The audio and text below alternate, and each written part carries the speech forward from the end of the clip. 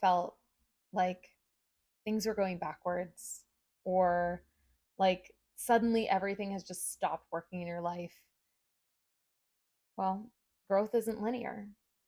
And today we will be exploring the path of ascension. And that ascension isn't a straight line. No, certainly isn't. It's humbling. It's hard. And that's the God honest truth. Welcome. I'm Elise. And I'm Jess.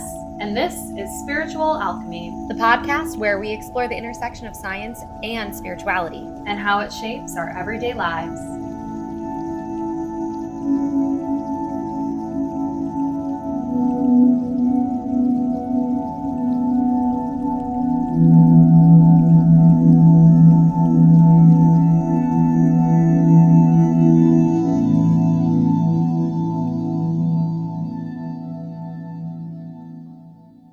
So to start that off, we hear the term dark night of the soul a lot. Yeah. But what is that? What is the dark night of the soul to you, Jess? The dark night of the soul to me is the feeling of complete and utter upheaval in life. It is that moment when it's frustrating and it's hard and it feels like nothing is working out the way you want it to. You keep pushing and pushing and pushing and pushing, but it's like no matter how hard you push and you shove, you just cannot get that rock up that hill. And what I find the dark night of the soul has taught me is to take a second and try to see if there's a better way. To take a pause and take a moment of reflection. And that, I think, is a big part of it, is that it feels like everything has just gotten to a point where you're like stuck. Stuck. I always describe it as that moment where it just feels like everything is going wrong. Not one thing feels like it's going right, which can feel very heavy and dark. Yeah. Hence the term dark night of the soul. It is a moment of, and I use the word reflection again, where what that dark night is encouraging you to do is to go within and see what's working and see what isn't, and start to kind of clear out all the things that aren't serving you, that aren't helping you ascend to that higher level. And it's challenging. It is one of the biggest challenges that we face. And I mean, my examples that I gave of dark night of the soul moments, because they don't have to be like, I mean, they can also be people dying, grief in your life, like really big moments, but it can also be, that unexpected bill that comes in, or you forget a long distance friend's birthday, or you're fighting with a family member, and it just feels like it's all kind of piling on top of one another. That term, when it rains, it pours. The dark night of the soul is that really big thunderstorm, and it just feels like it's not done ever. Yeah. It can also feel like a deep emptiness. Yeah. Where you just kind of feel lost and like you don't know your purpose. You're not sure where to go from here. Like it can also kind of be like you're standing at this crossroads and you're like, I see all these paths in front of me, but not only do I not know which one I want to go down, I don't feel like any of these paths lead to a good destination. And so that it's like freeze. Like if you think fight, flight, or freeze, you're kind of frozen in one of these moments. It's like a plateau. Ooh. No one likes plateaus. No. So in more detail, a dark night of the soul in a spiritual sense is a period of intense introspection and self-examination where individuals may question their beliefs, sense of purpose, and even their connection to something larger than themselves. And we kind of talked about this with the autoneosis moment of kind of having this realization of like, oh my gosh, I am so small in compared to the vastness of the universe. Then we look a little deeper into like the details of the dark night and we see like spiritual pruning. I love that term. Yeah, like just trimming the hedge, it's like it's a necessary part of growth in a lot of, I mean, in gardening and our plants. Sometimes you have to trim back the dead leaves so that new leaves can grow. Mm-hmm. And it's kind of like, again, like strip away what's not working so you can build back something stronger, newer, better. It's so funny that you're talking about plants, because I actually just had a conversation with a woman the other day about roses in Southern California, because in where we grew up in the Northeast, roses, they're going to hibernate, I think is Mm-hmm. actually the terminology of what they do, because the snow comes. Yeah. But here in Southern California, they bloom 2 or 3 times a year, if I'm remembering what she said correctly. And I was asking her, when do you prune them? When do you cut back the roses? Anybody who's ever grown a rose bush knows that You gotta cut it. you have to cut them back so that they grow again. And she said, you cut them back, I think every like 4 or 5 months is what she said.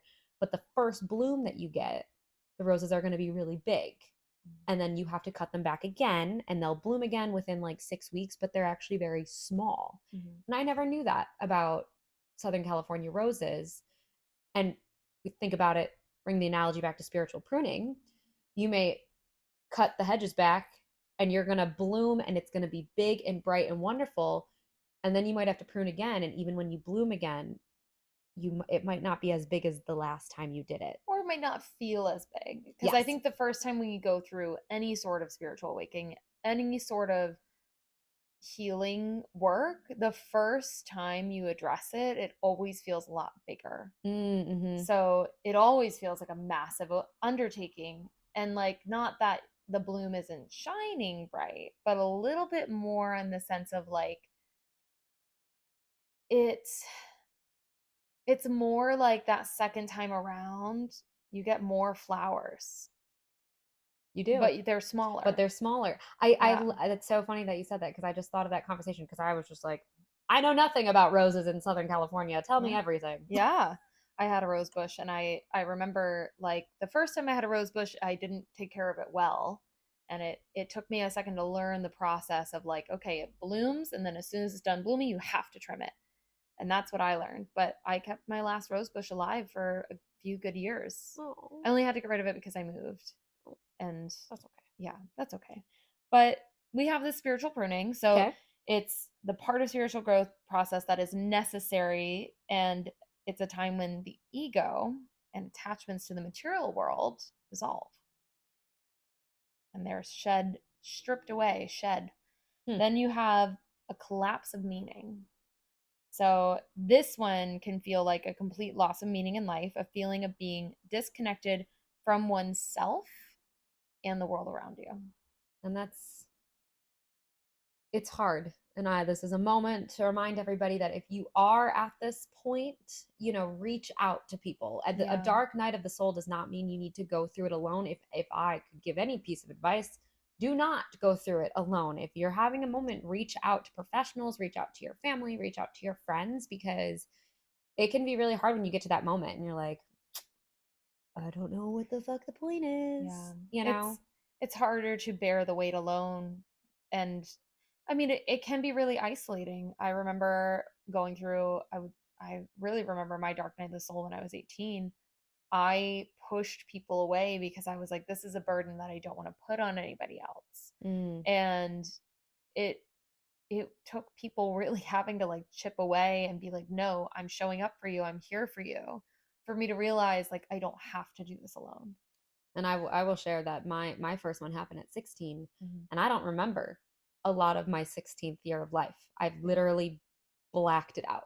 That's how bad it was. And it's been hard going through therapy, and they're like, when do you think the first time you were depressed? And I'm like, well, I can't remember much of 16. And they're like, that's probably it. And I was like, ooh, ugh. Oh yeah, like half my childhood is like just dark black. spots. Yeah. So a reminder that even if you have a collapse of meaning in your spiritual growth, reach out to your community. This is not meant to be carried alone. Yeah.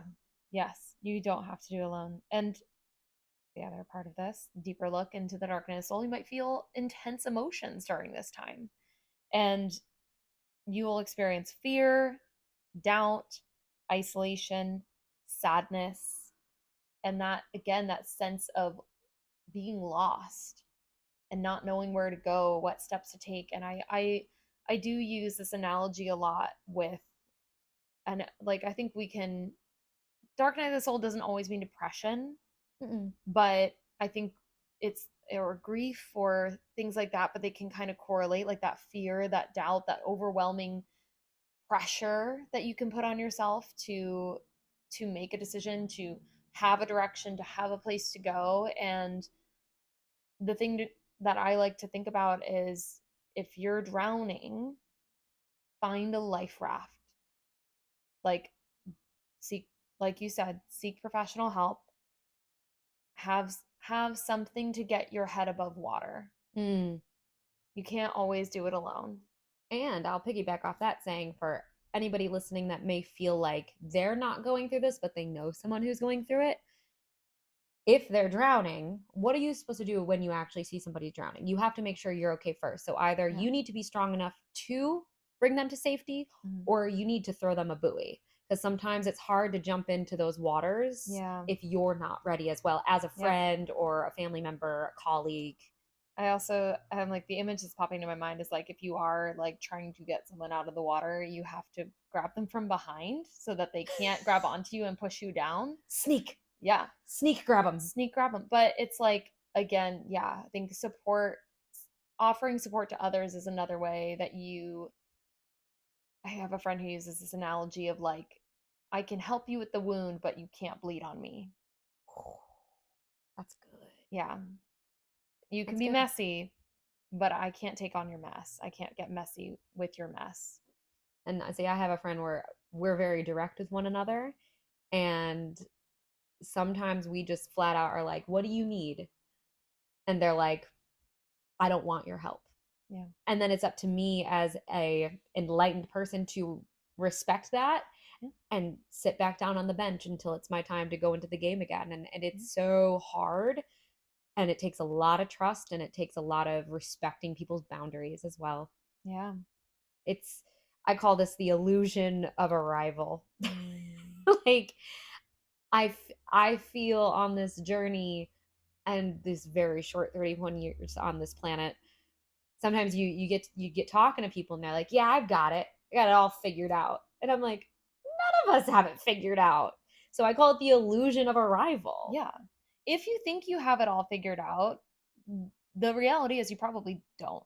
You're probably spiritually bypassing, which we are going to get to in a second. Mhm. But I mean, continuing on with the dark night of the soul, talking about spiritual awakening and what that feels like and what that is, spiritual awakening shows up when you start questioning your beliefs.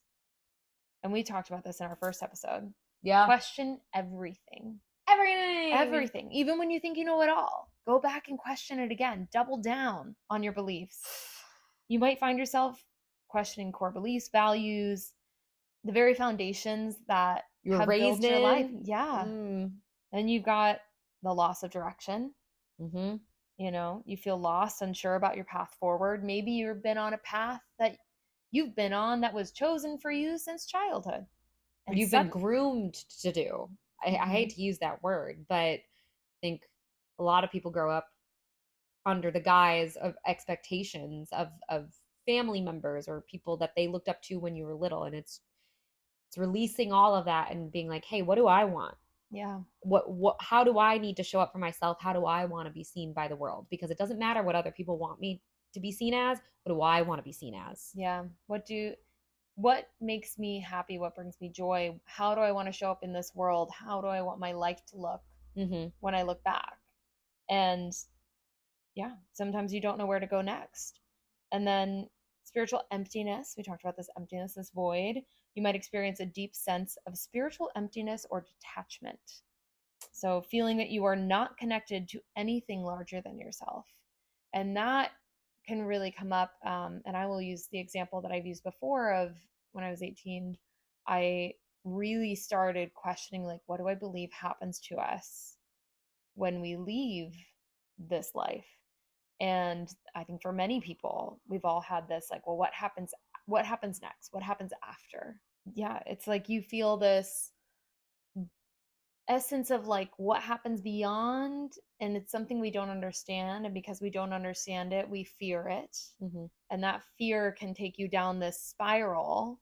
And sometimes we think of the dark night of the soul as a downward spiral, where it's like you're just kind of going down and all these things are happening and you keep getting lower and lower and lower.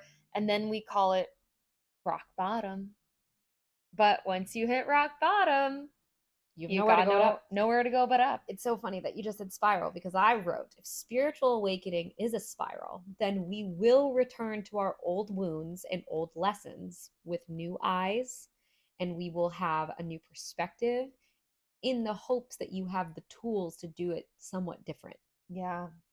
That's the goal, right? You may hit rock bottom over and over and again, but maybe you spiral down and you've got a shovel, and you've got a rope, and you've got a flashlight because you Mhm. know how to do it different this time. Yeah. Yeah. You challenge your ego. That is another part of the spiritual awakening. You have to face your ego again and again and again and put your ego in check and recognize the patterns of not forcing your fears down, but confronting your fears. Because fear is an ego driven feeling. Mm-hmm. The ego is the part of yourself that keeps you, I like to say, it keeps you small. I was feeling you that you were gonna say that. Yeah, because I think that with the ego, there's not a lot of room for expanse. There's not a lot of room for imagination. That's all your higher self is what I like to call it. It's just like the part of you that is beyond the ego. The Mm-hmm. ego is very tied to your physical body. It's all about self-preservation. It is all about safety. It is all about comfort. The ego Yeah, loves to be comfortable, and the ego will not push you to go beyond your comfort zone. And a lot of the reasons why we don't go beyond our comfort zone is because we are afraid of what is on the other side. right. And I think I wrote this later on, but I'll say it now. Part of this work is the more you do, the quicker you will be hurt because you're going to be more aware. This literally just happened to me this weekend. That's why I'm sharing it. I had a moment where I messed up, Mm-hmm. and it was enlightened, ascended me fighting ego me. And I literally felt like I was split in two. I was crying. I was like trying to breathe through the beginning of a panic attack. And I just kept saying to myself, I was like, what is this? What is this? What am I feeling? Why do I even talking about it? I can feel my heart like speeding up a little bit. I was like, Yeah. what is this? And I was like, because you've done this before, Mm-hmm. you have the tools to do it different, Mm-hmm. but it doesn't matter that I know how to do it different. I still have to go through it and it's still going to hurt. So if you feel like you're being wounded faster or you're reacting faster or you're seeing things in a different light faster, that's how you know you're doing the work. But I would almost argue it hurts Yeah. because you're so aware of the patterns that you're just so desperately trying to break. But that ego is always going to be there because it's like, I can keep you safe. And I'm Mm-hmm. like, but this doesn't make me feel good. And the ego's like, but I can do it. And you're like, please stay away. It's like having a scab and then scraping it again, or like picking out a wound. When that wound is fresh, when you have just started working on that shadow or that trauma and you're trying to heal it, or started that journey with this specific ego trigger, Mm-hmm.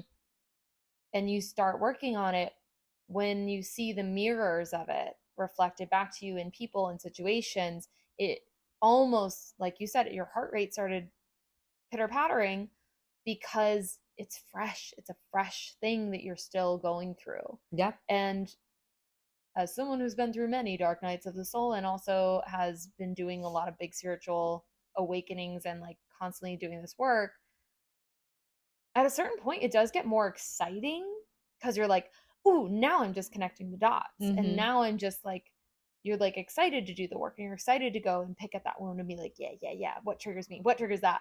But initially it feels like, again, your ego is like you said, you're split in two. Your ego is coming in to protect you, but you're like, but I need to feel this pain. I need to feel this Yeah. discomfort. I need to be crying on a street, feeling guilt, feeling shame because I messed up. Yeah. because something that I had shamed somebody for a few months ago, talk about a mirror moment, I did the exact same thing and I couldn't hide. And what was my reaction? I just started crying because I got Mhm. overwhelmed with this feeling of like, fuck, this is happening to me. And I didn't, when I reacted to when it was done to me was not Mhm. good.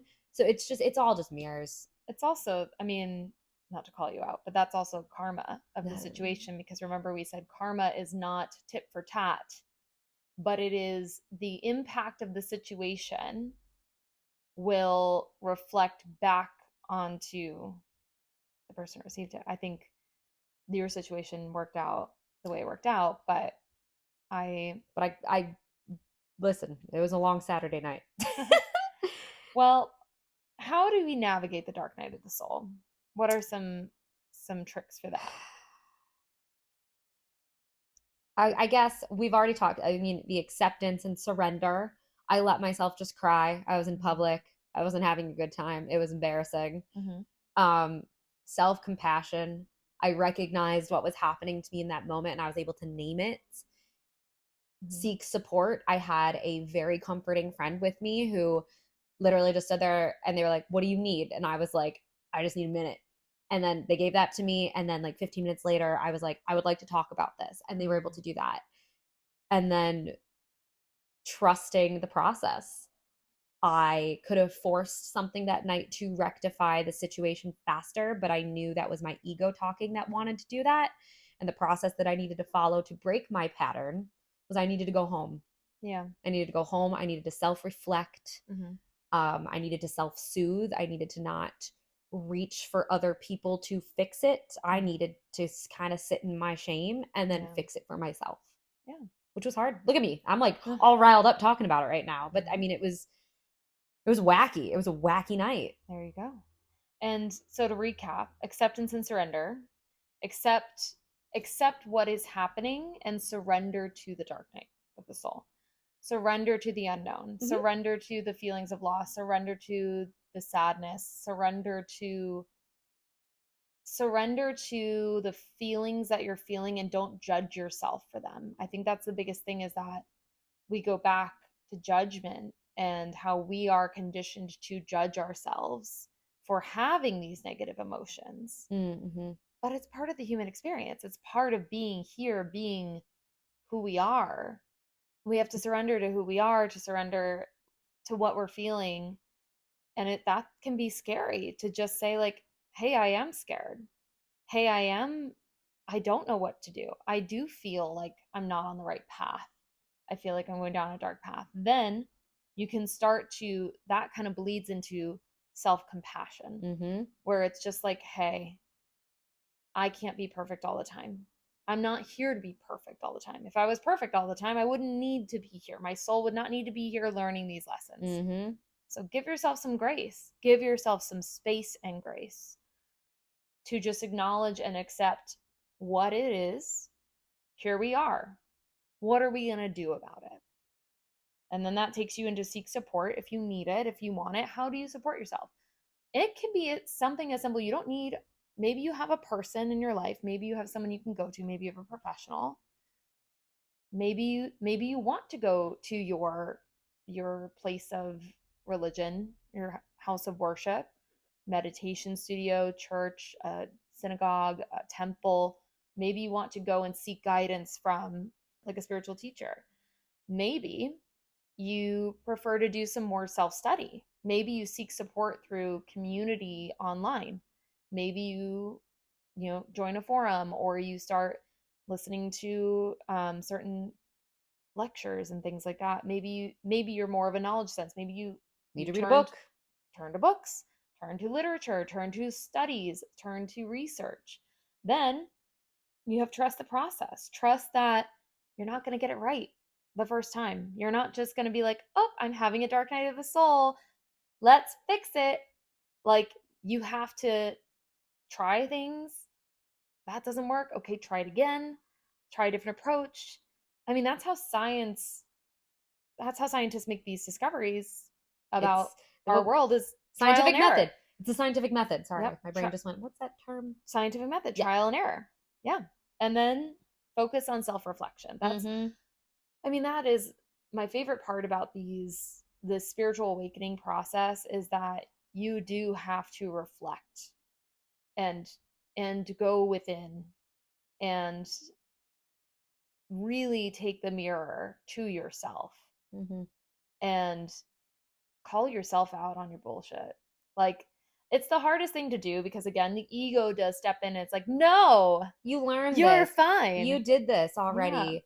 But You gotta. repetition in healing is a reminder. Mm-hmm. It's not a punishment. Yeah. And it's so hard to revisit the lessons over and over again because I Mm-hmm. think we've all been there, especially the more life you live, you're like, oh, I've already done this before. And then you get Yeah. frustrated. So I think what a lot of people do is they turn their back to it. They're like, I'm not going to deal with that. Yeah. I've already dealt with heartbreak. I've already dealt with rejection. Yeah. It's like, no, no, no. It's a reminder. Well, it's a reminder, and also, and I will give a very detailed example later on, but um, it's sometimes when you come back to these lessons, as time goes by, the lesson changes. And maybe that initial lesson, you felt one way about it when it first happened. Then you had some time to reflect. You went through the first period of the dark night of the soul, and then you healed the first part of it. But then a couple years later, somebody picks at that wound. And then you're like, ooh, okay, well, let me go back again. Let me figure out why that happened. Because even from that initial wound, there might be a little stray shadow that like creeped out and Mm-hmm. just, you kind of missed it on your way. So you have to go back and be like, okay, so that initial wound, yep, yep, yep, yep, yep. Going back through my stuff. Okay, that was a little easier that time. That's my smaller rose that I needed to prune. Then a few years later, maybe 10 years later, maybe 12, you find another shadow. They're like, where does that come from? And you trace the trail all the way back to that initial wound again. And you're like, wait a minute. I healed that, but it's different now. It changed. It's not teaching me the same lesson, but I'm still learning something. And I didn't even realize that wound also connects back to this other thing and connects back to that. It's a variation. I Yeah. wrote a music analogy, but in classical music, and I studied musicology, so all boring stuff. But in classical music, there's a lot of repetition. You would hear it as repetition, but if you were to study the music in depth, it's called a variation, Mm. right? And when you study these variations, there's little patterns from the initial melody, per se. And I think it's just a reminder that the universe is bound to whisper a variation Mm-hmm. of a very repetitive melody that has been a constant in your life. I think it's inevitable. Yeah. And I love thinking about it in musical sense of variations. I mean, one of my favorite, I'm going to butcher this quote by Mozart, but he said, like, if something is repeated, it's not meant to be repeated the same. Yeah. Even if it is exactly the same, you got to change up that repetition. When I teach music, I tell people that same thing. Oh, you're playing this again in the same song, even in a pop song. When a chorus is repeated, why are we repeating it again? What important thing is being said? What do you have to pull out of it? Yeah. It's just changing up your variety. Variety. Variety. It also, and I like this analogy too, thinking of dealing with all this. It's not, it is patterns, it is repetition, but sometimes it also feels like a big knotted ball of yarn. And all you're doing is like pulling at strings, trying to get the yarn untangled. And you pull on one string, you're like, but that's connected to here. Whereas like, and then it's like, but I made a bigger knot now. And like, it's just that frustration of like, when am I going to untangle this knot? And it takes time. So It much takes time. time. So some, again, patterns feel very linear, feel very repetitive, but sometimes it is also a big ball of yarn that makes no sense, but someday you'll get it untangled. Mm-hmm. So, How do different traditions like astrology, Buddhism, indigenous beliefs, religion explain these spiritual cycles or setbacks? well, let's start with astrology because I think that is the most spiritually aligned, I would say, with like With like what we do. with what we do. So there are different traditions, different perspectives, and they're all about the spiritual cycles, setbacks, and each are grounded in specific beliefs or practices. So we look at astrology. Astrology views life as interconnected with cosmic cycles, believing that celestial moments can influence earthly events and individual experiences. So we're connected to the planets, we're connected to the stars, and where those planets are positioned, how they're talking to each other, the moon cycles, the sun cycles, the earth cycles, it all affects us because at the end of the day, we are made of what we Stardust. are surrounded at. Yeah, Oh, or that too. we are made of stars. We're made of water. We're made of we are biological, you know? Listen, I always say, I think I'm going to coin this too. The stars don't lie, people lie. Stars don't lie. Mhm. Once you understand astrology, I'm like, Yeah.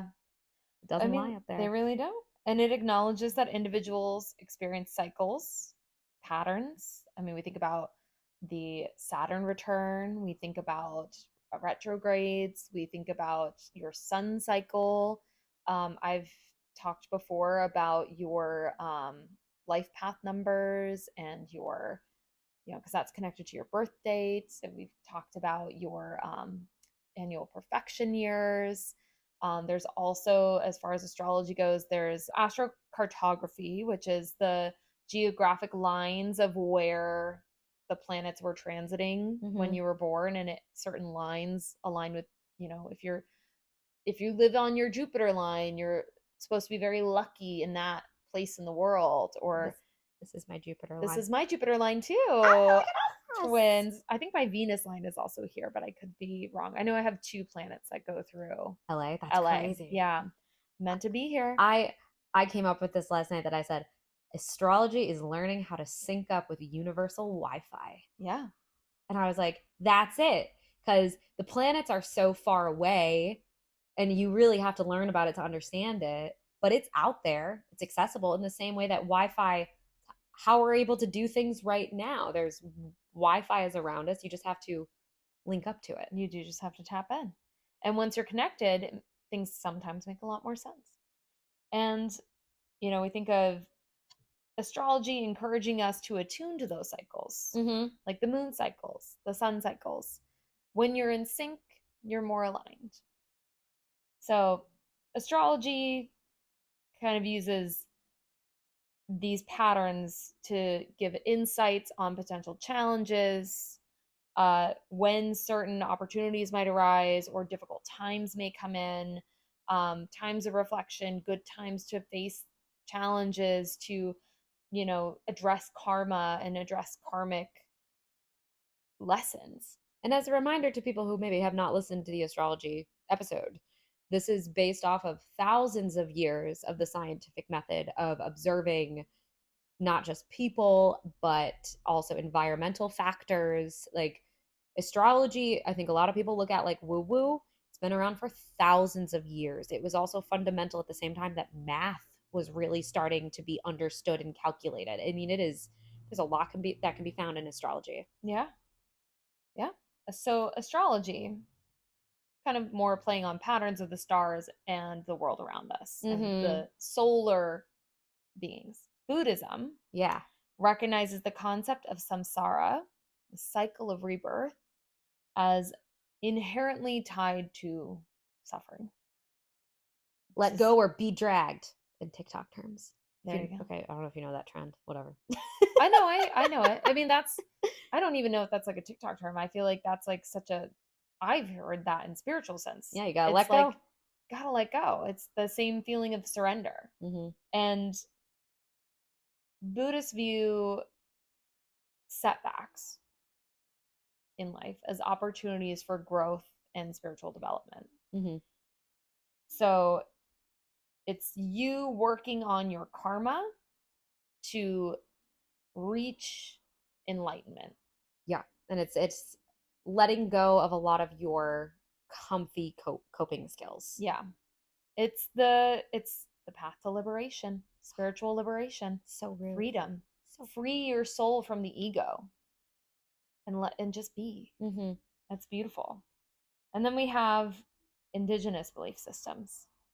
So indigenous belief systems often emphasize a deep connection to nature, interconnectedness with living things. We will need a whole other episode to talk about the healing powers of nature. Rituals and ceremonies are vital for maintaining spiritual health and connecting to the spiritual worlds. They're very into the ritual of probably acknowledging, cycles in life, moon cycles, sun cycles, again, very based in nature, connecting to the earth. Setbacks are seen as disruptions to the natural order or imbalance within individuals or the community. Indigenous peoples' resilience in the face of environmental change is also tied to spiritual beliefs and practices. Mm-hmm. So, reconciliation, a concept within the Aboriginal and Torres Strait Islander spirituality, highlights the need to address past wrongs and trauma for spiritual healing. So, very shadow work. Yeah, saying sorry for what you've done. Yeah. And then practices like vision quests and ceremonies are a way to navigate spiritual challenges and promote healing. I feel as if Western culture is constantly telling us to conquer the day, and then if you think of it this way, conquer nature, whereas juxtaposed to indigenous beliefs, indigenous wisdom is asking us to ask nature, how are you feeling first? Yeah. Like, I'm a big tree hugger. Everyone knows that. I have recently started to walk up to a tree and say to it first, like, can I touch you? Can I hug? And I know that sounds so dramatic, but they have healing powers. And I wouldn't want somebody walking up to me and hugging me without asking permission first. And it's just learning to kind of sit with that silence and ask nature, what do you need? First. Yeah. So the psychology of the spiritual breakthrough and plateaus. Spiritual breakthroughs often feel like a significant shift in one's perception of reality. It's described as deeper sense of awareness, connection, purpose, it's a deeper connection to that. And it can involve a heightened sense of intuition, overwhelming feelings of love. Why wouldn't you want to feel an overwhelming sense of love? Some may experience a profound sense of inner peace. And other people might describe it as like feeling really awake and aware. Like hyper awareness. Like you're buzzing. Yeah. I feel like the hyper awareness comes first. I think once you start looking into it, you start doing the research, you start doing like the work, you become like hyper aware. And then all these feelings of like love and peace set in because the love comes from the self-love. The love comes from, oh, I did all this work. I'm so proud of me for doing that work. I healed that for me. And now I have filled my cup with love for myself. I have more love to pour out to others. And when you're full of love, you're full of peace. You are. And and the love like spills forward and it spills backwards. I cry to trees. I journal nonsense. And I've just come to realize that I used to have so much anger towards my exes, and they were always the villain in my story. And like just over this past year, I'm like, oh, they weren't the villain. We were just meant to teach each other something. Yeah. And it's just because I've been on this journey of trying to not carry hate with me forward and filling up more love. And so now the love is like continuing pouring forward, but it's also pouring back. Yeah. Where I'm able to like rework those memories and not have so much anger and like sadness, I guess. I think it's time for me to share my big revelation. Sure. Because it's ex related. Okay. I think that we've covered a lot so far. And I think we will pick this back up next week with a little bit more in-depth detail and personal stories, maybe. And personal stories. Great.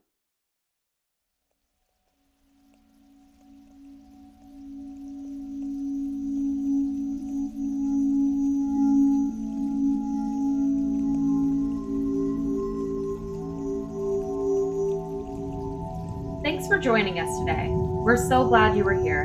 For more information on our episodes and to connect with us on social media, follow us at Spiritual Alchemy Podcast on Instagram, Facebook, and TikTok. Stay golden!